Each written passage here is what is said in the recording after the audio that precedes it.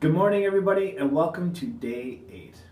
I'm going to start things off a little bit differently today because one of the downsides of e-learning that I'm finding is that I don't get to see you guys on a daily basis. For those of you who sent video in yesterday, it's the first time that I've even seen you. I don't even know what a lot of you even look like. And also you don't know very much about me, so I want to start off by telling you a couple of details about myself and then relating those to the lesson. For those of you who don't know me, I'm married and I've got a couple of children. My son's name is Daniel and he's 9 years old, and my daughter's name is Angelina and she's 7. I'm going to toss up a picture here so you can see how cute they are.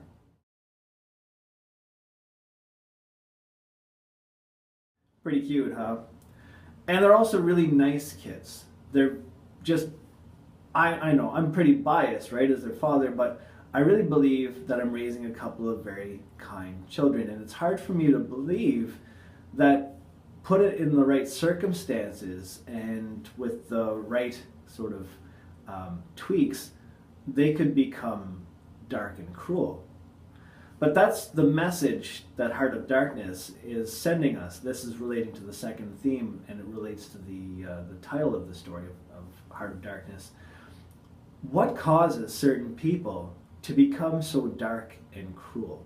Now, for those of you who read Lord of the Flies or Macbeth, this question comes up in both of those texts. In Lord of the Flies, Simon's trying to put his finger on what he calls, through the narration, mankind's essential illness, and he can't put it into words. In Macbeth, Lady Macbeth is worried that her husband is ambitious, but he doesn't have the illness that needs to go along with ambition. And what is that illness? What is it that takes a good person or a decent person and makes them cruel? To Conrad, that thing is a lack of restraint. And so the theme we're going to be looking at today is the idea that a lack of restraint is what leads to human darkness. Darkness figuratively being cruelty, evil, hatefulness, all those bad things, right? So I like to relate everything back to Kurtz. I did that yesterday. I'm going to do it again today. Kurtz, he was an average guy in his, we'll call it his first life, his life back in Europe. He was a working class guy. There was a woman that he fell in love with, and she fell in love back with him.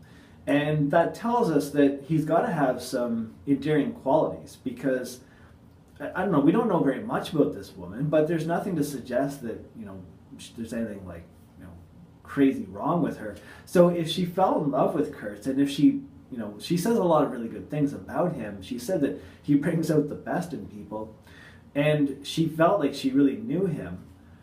What happened to this man? What caused him to go off the rails the way that he did? And Conrad, I think the message he's trying to send us is it has to do with a lack of restraint.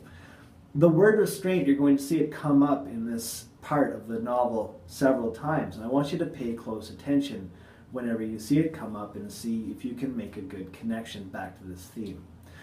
Well, let's see. Where do we see a lack of restraint with Kurtz? Well, obviously, ivory. There is not enough ivory in the world for this guy.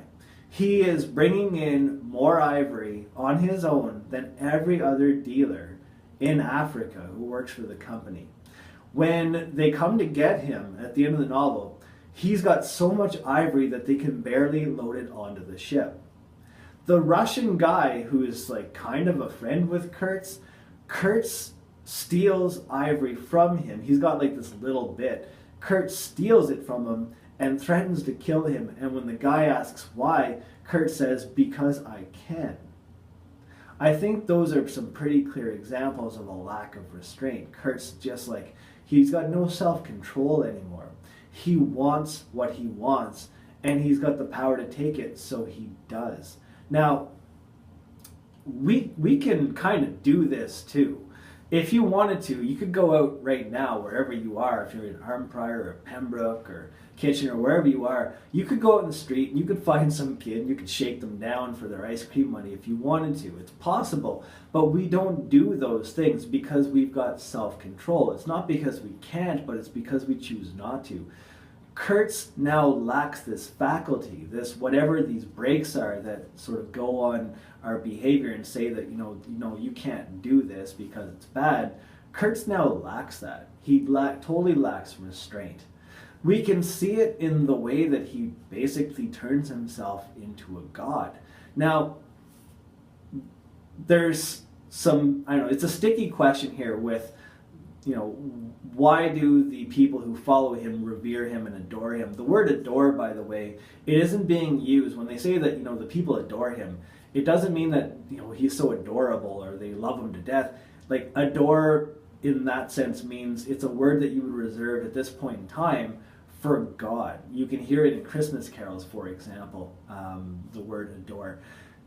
They revere him like a god on earth, and he's not just allowing that, but I think he's fostering that. I think he wants that. He's building it up. That itself, I think, shows a very distinct lack of restraint. Now, even if these people are as simple as Conrad is making them out to be, and we're going to look at racism in today's lesson too. There's a well-known Nigerian author who took exception to the portrayal of African people in this novel. Now, it's hard to know whether Conrad he's doing it on purpose, or he's living at a different time in history than we are. For whatever reason, let's just assume that the people in the book are very simple people who, when they see Kurt show up with firearms and stuff, they believe that he's a god. He's got supernatural powers of some sort. If Kurtz had restraint, he should have not allowed them to believe that he was a god. Wouldn't you think? I mean, isn't that a little bit too much to allow people to believe that you're something that you're not, especially when that something is a deity? But Kurtz not only allows it, he seems to enjoy it, as far as we can tell. And so again, we see a distinct lack of restraint on his part.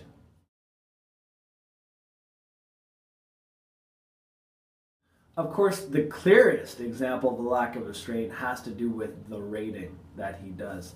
Now, on the forums today, there was an exception that was taken to my statement that Kurtz is a monster.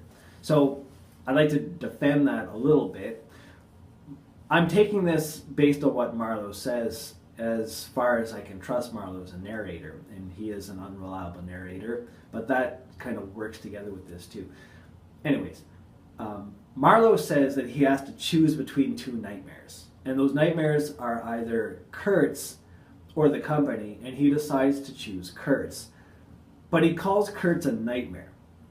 Now, we only know what Marlowe sees based on what Marlowe says he sees. Just because he gives us a description doesn't mean that he describes everything that he has seen. Whatever he has seen has convinced him that Kurtz is a nightmare. And so here's what I'd like to suggest.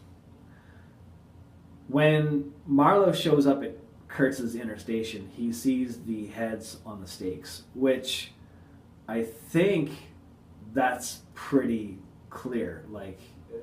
That's a very disturbing thing, to have human heads on display, not just to be killing people, but to be displaying them.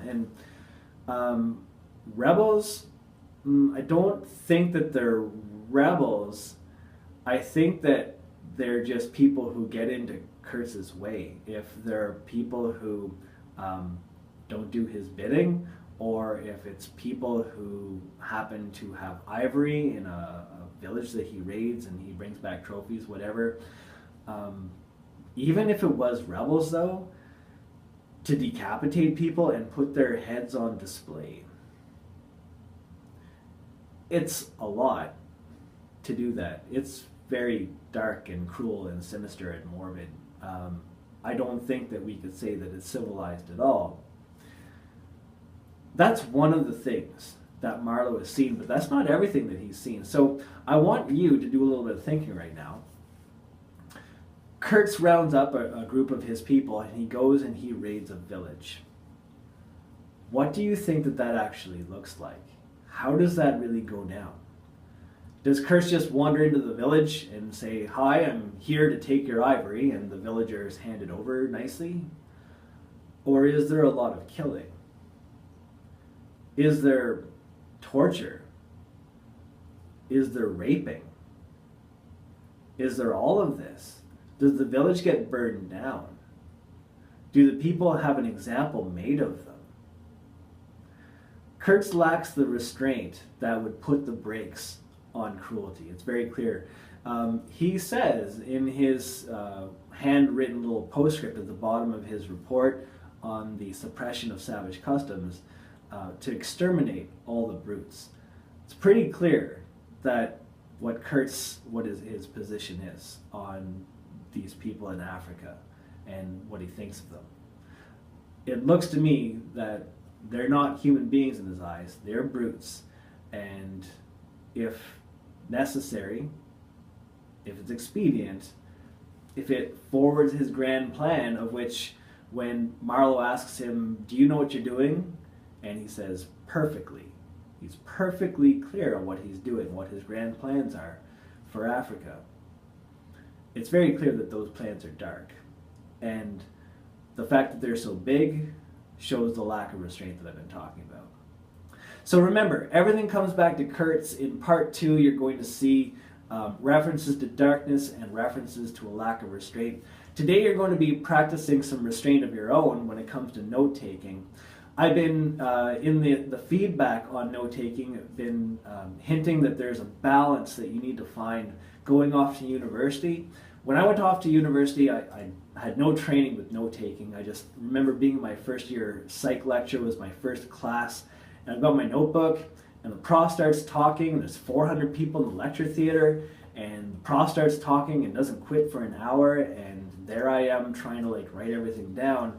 And what I learned over the years was you don't and you shouldn't try to write everything down. A lecture is not a kind of like a rainstorm and you're trying to catch as much water as you can. A lecture is a learning experience and you want to be part of it. The note-taking has to do with processing of information. And so find the nice middle ground between jotting down everything and jotting down nothing. You want to find that middle ground, so show some restraint for those of you who've been writing down too much. And I've got an activity that's going to sort of streamline the process by putting a timer on how much close reading I want you to do today. Then you're going to be making yourself part of the discussion. Have a look and see if people have made comments that relate to what you've said. Make sure that you respond to some of your peers. I want to see your thoughts on every topic. And I also want to see you listening to your peers and making some responses to generate some good discussion, because we all benefit. It's good for everybody when there's a good, intelligent discussion. And then part 3 is going to be responding to that criticism that I mentioned before.